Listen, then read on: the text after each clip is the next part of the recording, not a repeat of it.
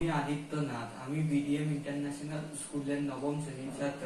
আমার বিভাগ ৮, ক্রমিক সংখ্যা ৩। আমি খেলাধুলার প্রয়োজনীয়তার পক্ষে কিছু বলবো। কথায় বলে স্বাস্থ্যই সম্পদ। দেহ অসুস্থ থাকলে প্রায়শই মনও অসুস্থ হয়। যারা অসুস্থ, দুর্বল কিংবা রোগজীর্ণ তারা জীবনযুদ্ধে বারবার হয় পরাভূত।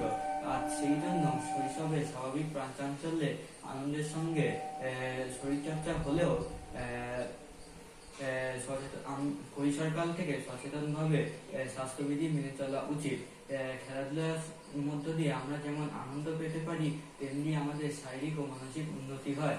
খেলার সময় আমাদের শরীরের নানা অঙ্গ চালন হয়, আর তার ফলে শরীরে কোষগুলিতে পুষ্টি সাধন হয়, পেশি হয় দৃঢ় সবল। খেলাধুলার সময় যেমন খেলোয়াড়দের আনন্দ হয়, তেমনি তাদের মধ্যে নিয়ম শৃঙ্খলা ও আত্মবিশ্বাস জেগে ওঠে। আর যেসব খেলা দলবদ্ধভাবে হয় সেখানে পারস্পরিক সহযোগিতা, দলীয় আনুগত্য ও নেতৃত্ব দানের শিক্ষালাভ হয়। তাছাড়া খেলাধুলার মধ্যে দিয়ে আমরা উদারনীতিবোধ জাগিয়ে তুলতে পারি। খেলাধুলার মূল উদ্দেশ্য আনন্দ লাভ ও শরীর গঠন, শুধু জয় পরাজয় নয়। Thank you.